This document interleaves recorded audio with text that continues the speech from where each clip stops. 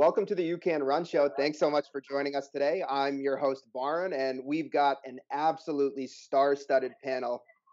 8 U.S. Olympic appearances between us for everybody that's on the screen today. Keflezighi, Dathan Ritzenhein, Carrie Tollefson. Thank you all so much for joining us. I am not an Olympian, so those 8 Olympic appearances are between the three of you. But thanks so much for joining us to celebrate Global Running Day. Thank you. Thank you for having us. Happy Global Running Day. Forward to it. Awesome, guys. So Carrie, Dathan, and Meb, you guys are spread all over the country. Meb joining us from the West Coast. Carrie and Dathan, you guys are joining us from the middle. Dathan in Michigan, Carrie in Minnesota. But really excited to – what's that? What's 6? Midwest. Midwest, that's right. Whatever it is. So really, really excited to dive into what got you all started in running, having you share some of the experiences that you've had representing the U.S. on the world stage, and also chatting a little bit about how all of you have gotten your kids into running now that all of you are parents. So let's start out with what we'd like to find out on Global Running Day from a variety of people, which is really your story in running, how you got started. And ladies first, Carrie, we'll start with you. So how did it all start for you? When did running really become a passion?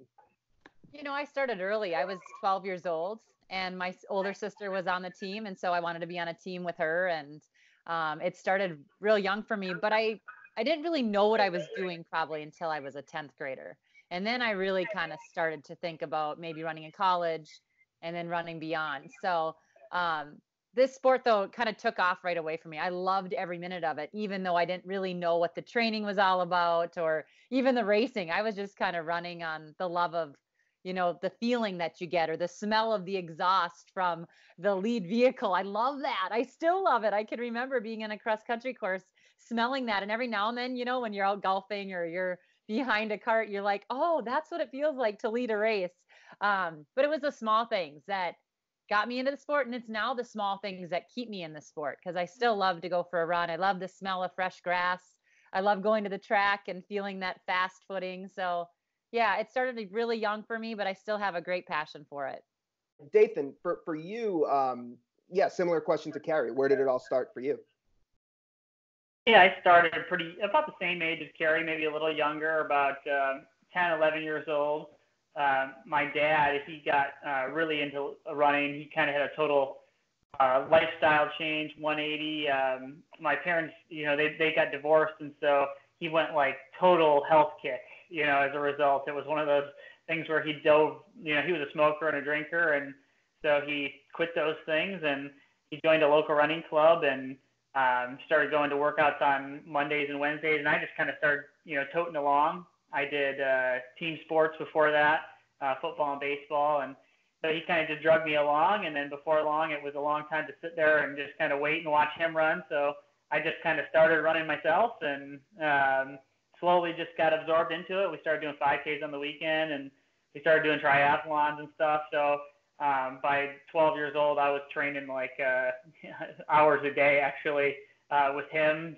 He didn't know anything about running. I just kind of tagged along and did the stuff too. And so I'd be bike riding time trials on Wednesdays and swim twice a week at night and then run every other day. So it was just one of those weird things where we didn't know anything. We didn't come out of a world of running or anything and got big into it. And he just kind of took me along, and I was fortunate to a really good high school team that I was able to just kind of follow behind the footsteps of some really good runners, and the rest was kind of history. I just kind of, ever since then, twice a day training, and that's, you live and die running, and so it's been pretty awesome. I love it. It's still part of, I'm still going at it, and Meb and Carrie are retired and enjoying the golf course like she says, but I might have one more year before I get there.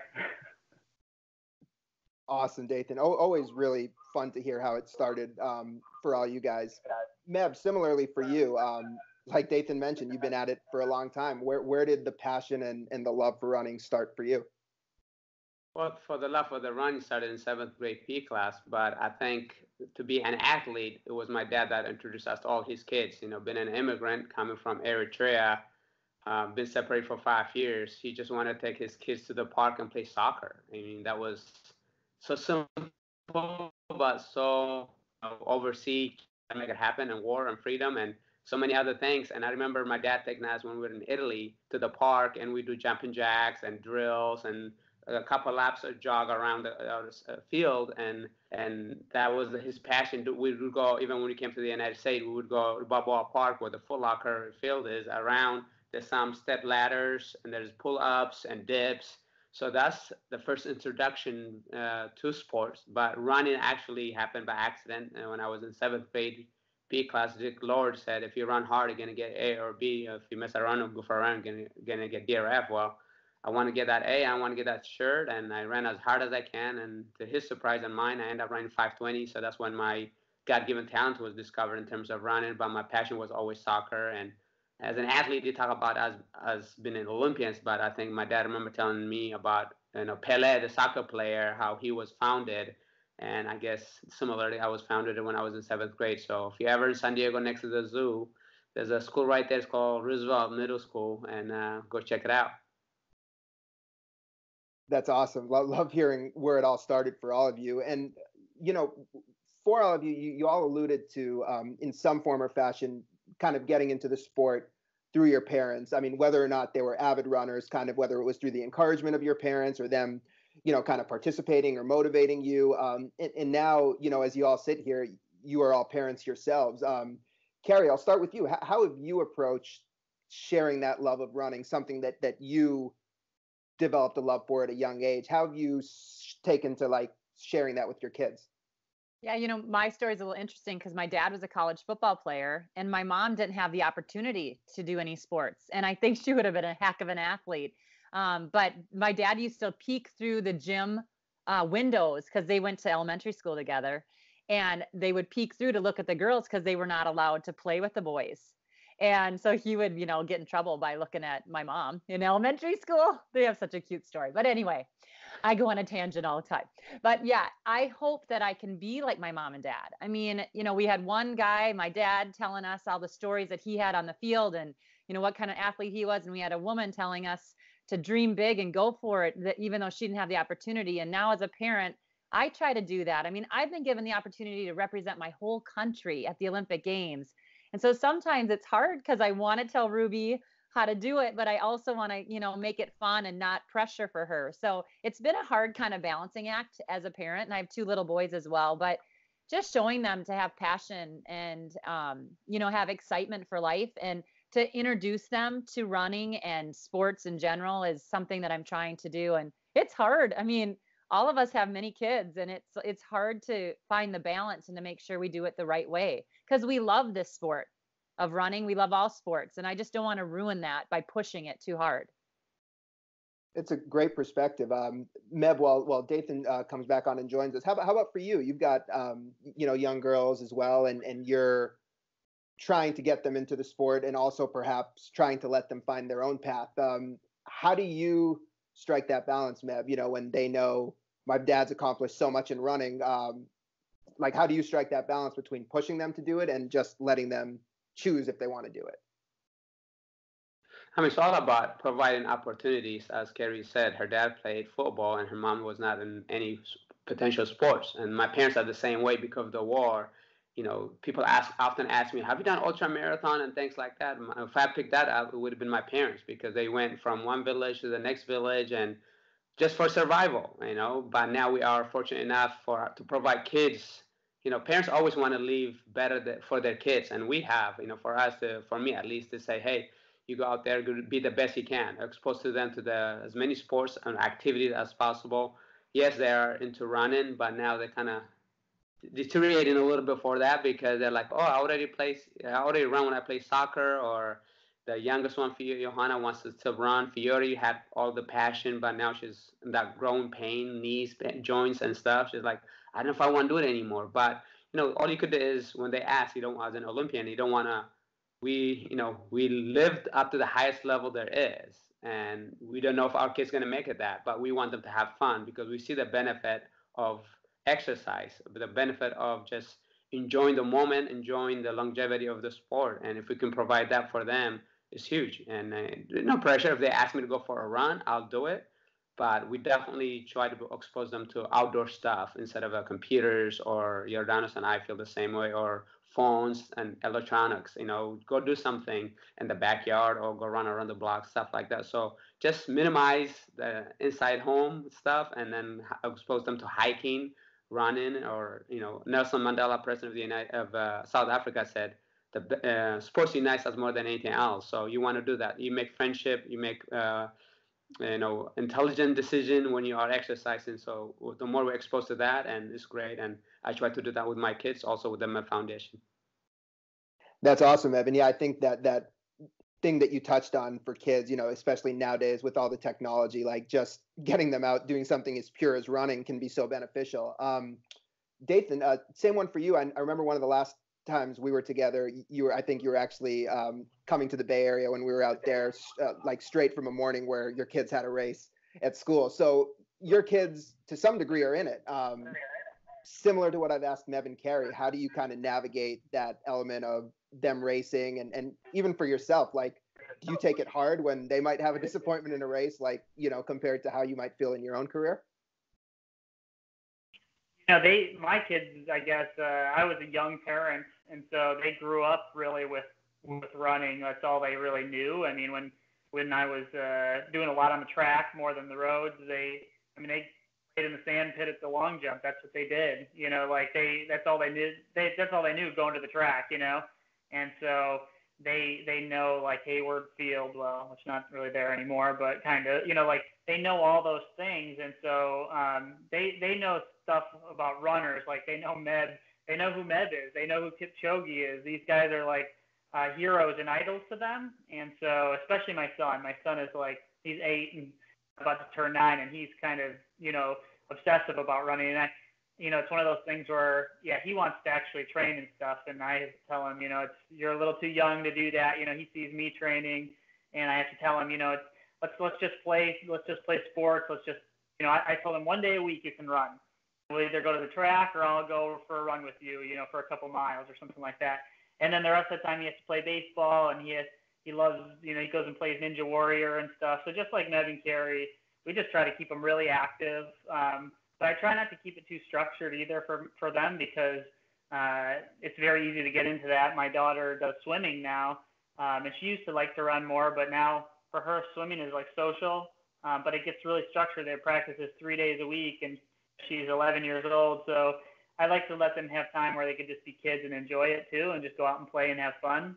And so, they have the genetics, and if they want to do it, they'll do it. And my son probably will. I can just kind of see that, but running's one of those things where even like my daughter, it's more social right now. And so, socially people like to get together. They go for group runs, things like that. And so some of the neighborhood kids here, they get together and they go for runs every once in a while, just all the kids. And so it's pretty cool. And we just try to expose them to that. And they get to come to Boston and New York and races like that, and just see the atmosphere and how exciting it can be. And so hopefully they'll want to be fit, and maybe if they want to run, they'll run, and that's something that we can all do after we get out of high school. You can still run even though those team sports are gone. And so hopefully they get a good foundation in that, and that's what we try to instill in them early on. That's great. And this has been interesting for me as being a new parent myself. Like, I've had a great chance to talk to all of you guys before about all sorts of topics, but hearing you all articulate like the way you view running with your kids and how you've exposed them to this is really cool. It's something I haven't heard you all talk about that much, at least personally with me. So I appreciate that. It was really neat to hear that. But now let's talk a little bit about you guys and what you all have achieved in the sport, because like I mentioned, we've got 8 Olympic appearances between us here on screen. So, Carrie, I'll start with you. As we head into 2020, I mean, still a year away, but next year being an Olympic year, like as we start to move into next year and all the Olympic conversation starts to come up again and the trials, like, does that take you back to 2004 when you were able to represent the U.S.? How much does that Olympic experience still stick with you? Oh, I think about it every day. In my line of work, I'm constantly thinking about running, and I'm so thankful I don't have to run as fast as I once did, because it hurt, and I miss the thrill of it. But I'm an old lady now, and I don't get to move as fast as I once did. but it really is exciting. I mean, there's times where I'm like, should I try again? And then I'm like, oh no, I'm 42 years old. I can't do that.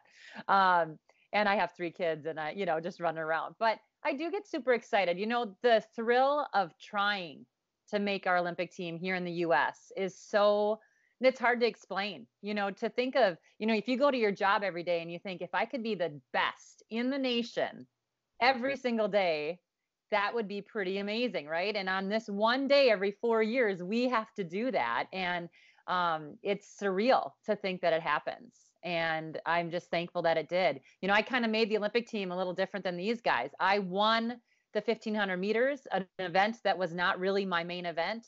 And I won it with a B standard. So at times I think, wow, I'm so lucky that it happened for me. Because a lot of people are this close every single time and they don't get there. So I have a different story that way, but I'm thankful each and every day. And Varn, I still think of it every day. And it's thrilling. I can't wait for 2020 to happen because I love the year of the Olympics. Awesome, Carrie.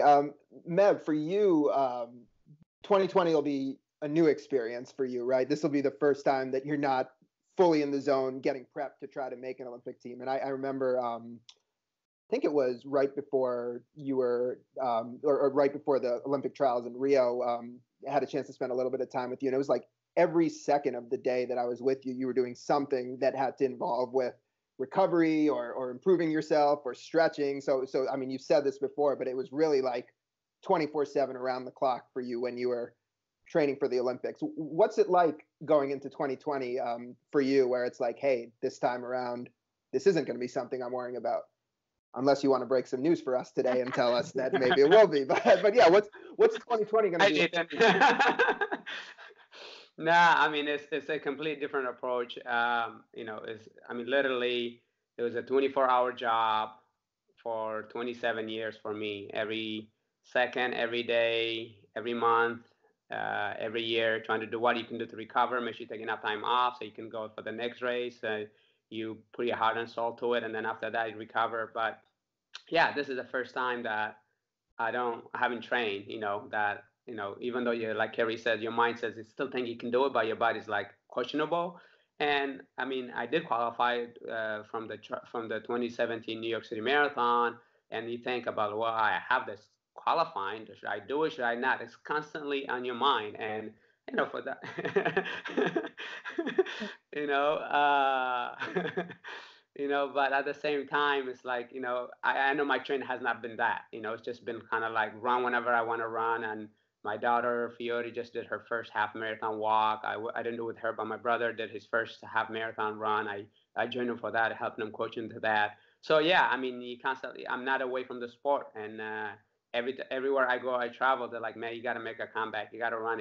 And when you hear the older people, before it was, okay, can I make the team? And you make the team, you challenge yourself. And once you make the challenge the team, you're like, okay, can I medal, or can I be top 10? It's a weird feeling because you can't just delete it. You've been doing this for so many years, you still think of it, not that I've done any tempos, intervals, or long runs, but I'm enjoying being an ambassador for the sport of running. And it's a joy to see people having a big appreciation, and especially when they read the book 26 Marathon, they can relate the ups and the downs and the middle. So I'm just honored to be able in that position. But yeah, it's very exciting to 2020, and especially the women's race. I think it's going to be very, very, very exciting. Not to take away from the men, but I think the depth is there, and I think it's going to be a lot of fun, and I'm excited for it.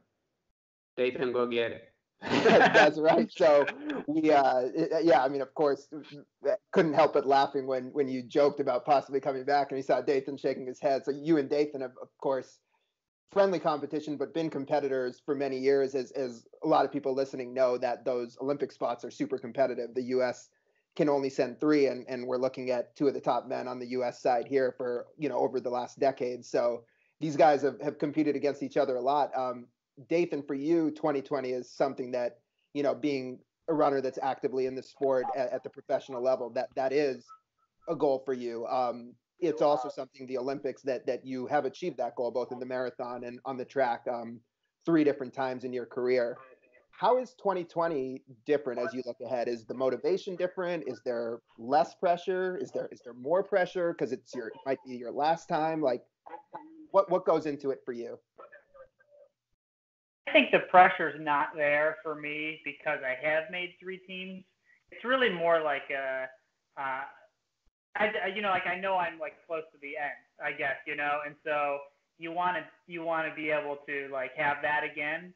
And so I think for me, it's more than anything, it's about trying to put away some of the ghosts from the past of missing in 2016 and just having a really good last attempt at making an Olympic team again, because last time I felt like I was there and I was I was very fit, but I made some mistakes, I guess, going in, and I underestimated the conditions, and I had some bad luck, and so it just kind of felt like, man, I felt like I still should have been on that team, and so now I can't go back and change the past, and so, but at the same time, I want to be able to experience that again, because 4 years comes and goes, and then, man, as Meb knows, Meb missed the team in 2008 and came back again and made it in 2012, and so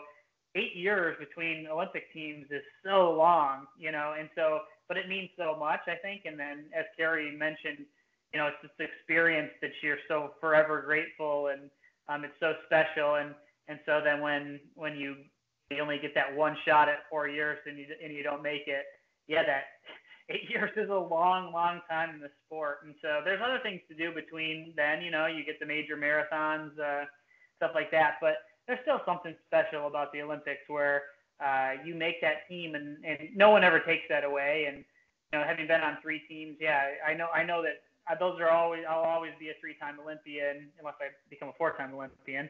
But those are things that can't be taken away. But it's such a special moment. I mean, when you go when you're with the other athletes in the other sports, it's cool. You're just, it's a different experience from just running too. We're running, we see these same people when we go to major marathons. I see Carrie and Ned at every major, marathon that there is. But when you're at the Olympics, you see gymnasts and swimmers, and it's all these other countries, and the stage is just so big. And I think that it's something that obviously you want to do great, like Med, won a medal in 04, but just being there even in 2016 for him, had its own special meaning, too. And I think but at the end of the day, it's like, he always says, winning is getting your best out of yourself on that day. And in the Olympics, it feels even more like that. And so if you can get that team, it gives you the shot just to do your best on that day. And it's something special that no one else can really, there's so few people that can really understand that it really is a gift. And I think, it's interesting, the perspective from all of you guys about like enjoying the experience and enjoying the day. It's probably something that, folks in the audience who like their Olympics might be the Boston Marathon, right? And so I think there's an element of what you just said, Dathan, where it's like, if you get to that big race, obviously you want to do your best and crush it and hit your goals. But there's also an element to enjoy the fact that you made it there, whether you qualified for the Olympics or if you're an everyday runner, you qualified for the Boston Marathon. Like that's a huge experience and something that you can take enjoyment out of. So in terms of, the accomplishments that you guys have all had in running, they're incredible. For all of you, I'm curious what you feel like running and starting to run at a young age has given to you in your overall life, like even in terms of like how it's helped you develop certain attributes or personality traits. Carrie, I'll start with you. Like, what do you feel running has done to shape you as a person? I mean, I don't want to say everything because I don't want to give running too much of that, but I do feel like it's made me who I am. And I don't think it's necessarily running. It's just finding my passion. Some people find it in the medical world. Some people find it in teaching. Some people find it in broadcasts, which I love to do, but I still don't have the passion that I had for running. And I think when you find what you love in life, it makes you excited to get up, even when it's going to hurt or it's not going that well. You still get out there and you try to figure it out. And so I do think running has really shaped my life. And I think the biggest thing that I've learned from running is I am so strong and tough and I can persevere.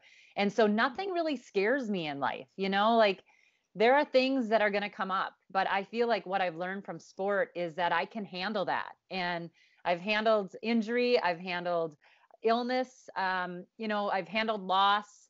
I've been lapped in races, I've fallen at the world championships, I've won races, and all of those experiences have just made me be a kick butt woman, I think. Like, I'm not afraid to say that. I hope that my kids learn from their whatever their passion is. And you got to ride that roller coaster ride of the ups and downs, because you come out on the other side better because of those moments. So I don't want to give running all of the credit, but I do think I got to give it a lot, because I'm very thankful for the sport.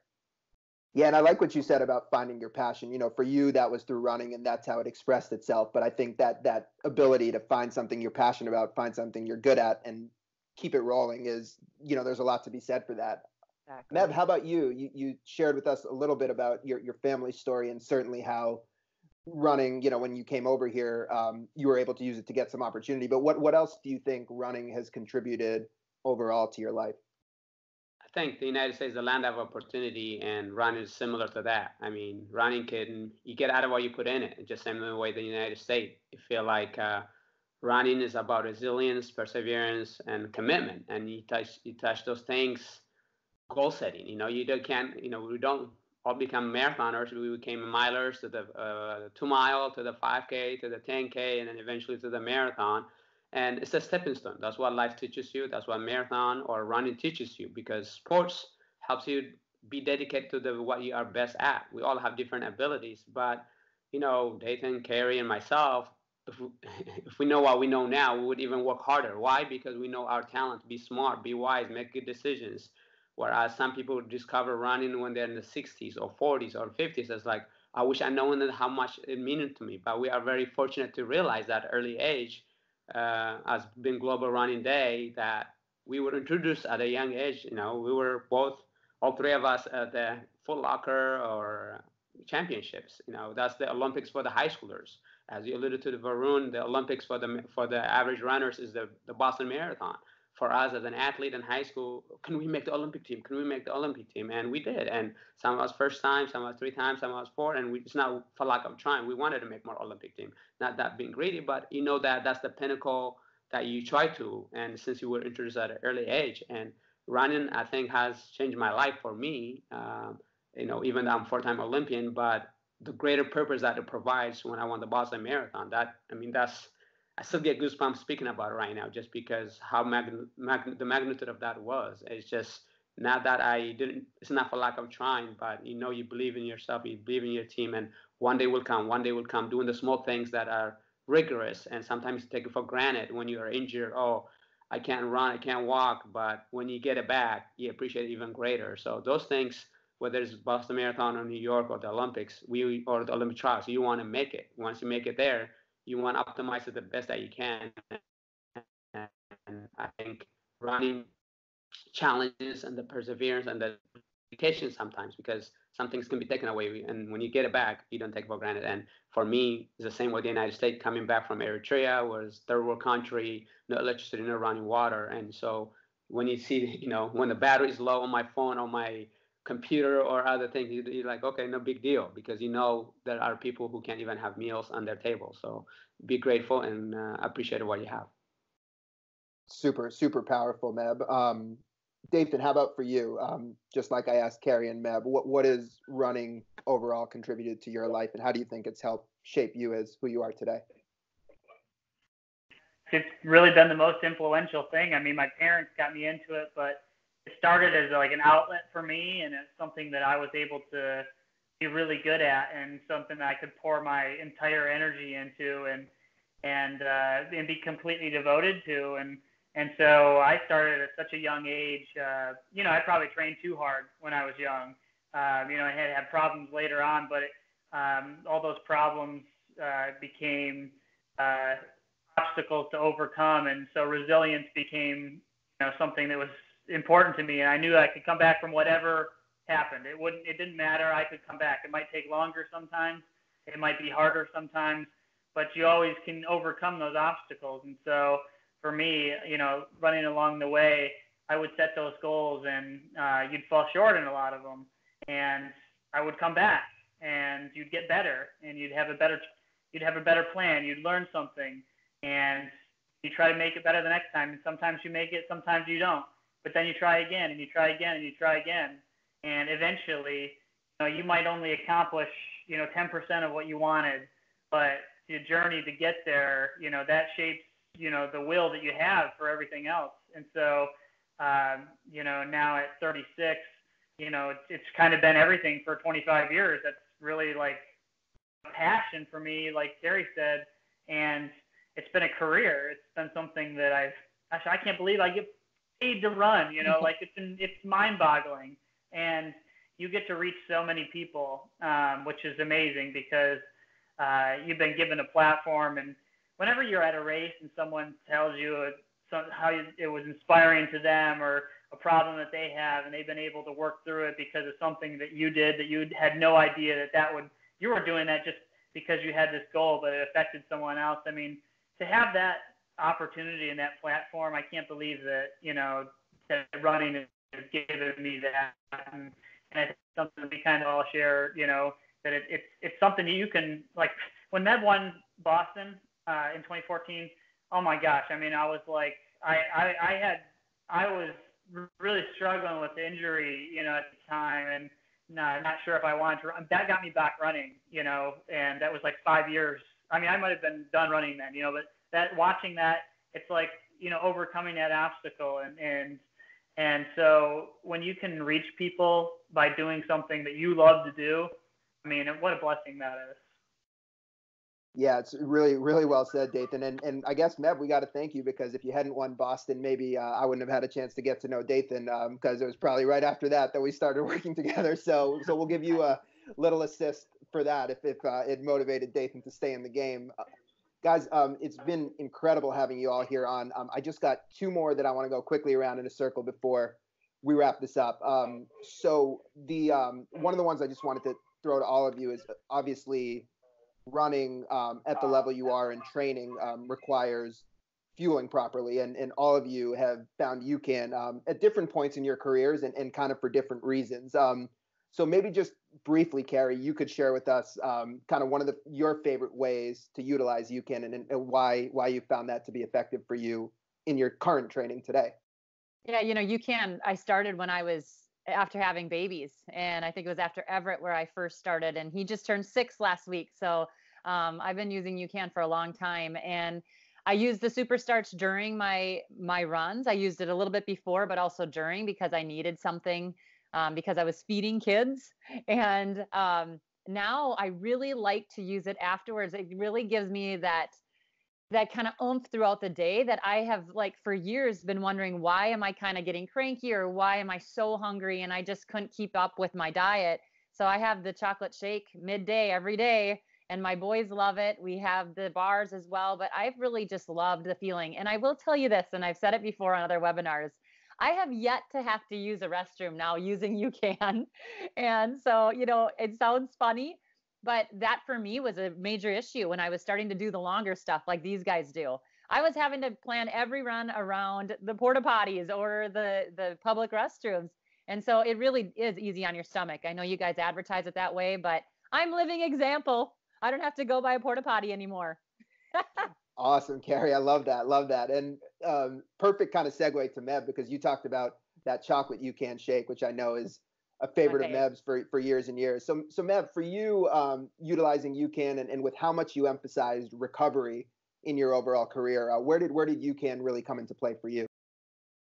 Well, I've been using UCAN for 10 years now, 2009, around when I won New York City Marathon. And I was traveling a lot, but I was using the chocolate shake and to just keep me lean and energy and recover. And until I probably gotten close to my retirement, I tell Dathan that's my secret weapon. But it's just amazing, just because we do intervals, tempos, long runs, and especially when I was living in Mammoth Lakes, which is 40 miles away from Bishop, where I worked out for lower elevation. I have to drive back there, and I would use it, and it's the first thing that goes into my body just before I stretch during the drills or stretches and things like that, because you're trying to prepare the best you can, recover for the next day, so you can recover for the next week, for the next month, for next year, and all this is in the plan. And I'm just grateful that I ran through Dr. Krista Austin to UCAN in 2009, and I've been using it ever since. And especially when you are even traveling, having the bars or having the shake is huge, because you get stranded at the airports and things like that. Want to have something that is very reliable and consistent in energy. So it's been very useful, not only for running, but in other use of my life as well. Excellent, Meb. And Dathan, last but certainly not least, for you, there's been an element of UCAN in your training where it's really helped you fuel those long runs. Can you share kind of some of that story with us and how you've utilized it? Yeah, especially early on for me in a marathon training segment, and that's when I really started using it a lot in end of 2014 and into 2015 before the Boston Marathon. And I just started using it more in my easier long runs as I was building up the volume before they started getting really hard. It was something that would allow me to start taking in carbohydrate and start getting my stomach prepared for that, giving me some stable energy before the training got really specific for long, hard marathon training. And now I do a lot of use the bars. I love the bars. I usually have one every day, and it's either right away after I run, or my thing is I put it in a smoothie. Like it's like I chop it right up in my little Ninja smoothie machine with some yogurt and some little bit of peanut butter and a banana sometimes, and it's like a great emulsifier. I mean, you got to try it. It's really good stuff actually. And so that's how I use it a lot now. But it's been something that helped me fuel the long run a lot. And I use it a lot like Med does now, like as a recovery now though. Awesome. And yeah, and you guys didn't hear that wrong. Dathan does put the bar in the blender and blend it up. So make sure to give that a try. That's a very secret tip from Dathan. Guys, maybe 15 or 20 seconds or less, and this is the absolute last one. Carrie, we'll start with you.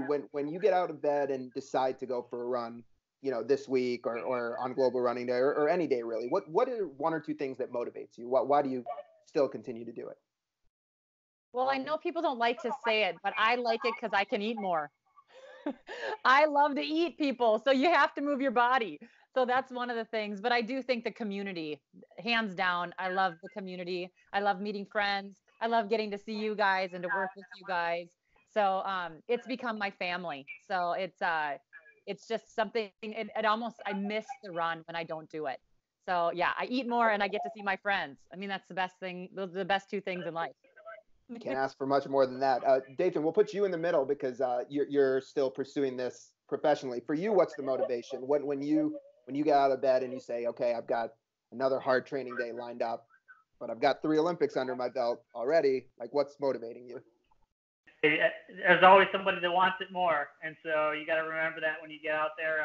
If you do the best you can, and at the end of the day too, if you did the right thing and if you trained hard enough. And so I hate going to bed thinking I skipped out on something. I skipped out on the second run.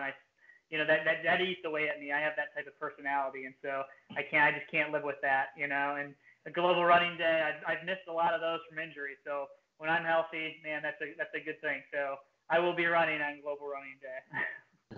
That's awesome. And yeah, like you said, really grateful to just have the opportunity to keep doing it. Meb, lastly, with you, you were allegedly retired, but every time I see you at marathons, you're telling me that you're running the marathon for the Meb Foundation or for a charity. So you're not really retired. You're still running marathons, maybe just not at the same clip. What motivates you to keep doing it? Back in the days, they used to say an apple a day keeps a doctor away. I think the UCAN is a great secret for recovery and energy level, and exercise is the best medicine, hidden secret there is. I mean, I have not met somebody that have run 5K, 10K, half marathon, full marathon. When they go for training, they say, oh, that was a horrible run. I wish I never did it. No, they usually say, get energized. For me, I love to do in the first thing in the morning. I still like to exercise. I'm not burnt out. I still enjoy it. As Carrie said, when you run somebody or wherever you run, you see somebody and says, hey, good to see you or whatnot. Even though you drag it sometimes, it's cloudy, I don't want to go. And then when you see somebody, you make their day. So the impact that you have on people, whether they see you or they see you through internet and things like that, is huge. So I think exercise is the best therapeutic mind, body, and soul. So I love to do it. I hope to still keep doing it. And Fiore, my daughter, just walked her first half marathon over the weekend, and my brother just did his first at 45. So I'd rather get in now early and keep doing it. Don't wait till the doctor tells you need to exercise. Absolutely. And, I think it's a really great way to close this out. Just hearing what motivates all of you to keep doing what you're doing today will hopefully motivate people in the audience that are listening to this. Like, I know I got to get my shoes on and get out the door and go for a run right away as soon as we hang up. So you guys have motivated me. But I just want to thank you so much. Like, it's so cool to have all three of you on here together. I've had a lot of great chances to talk to each of you individually, but just kind of seeing, the shared experiences that you guys have had together and just hearing the stories that have come out of it is really tremendous. So I know people will really enjoy watching this and listening to this. And thanks to all of you for spending time with us to do this. Thank you. Thank you. Thanks, Lauren. Thank you, UCAN. Bye. Awesome. Thank you, everyone. We hope you enjoyed this. This was the UCAN Run Show. Check us out. Take care. Thanks, Perfect, guys. Thank you, everyone. We'll talk to everyone soon. Thank you, guys.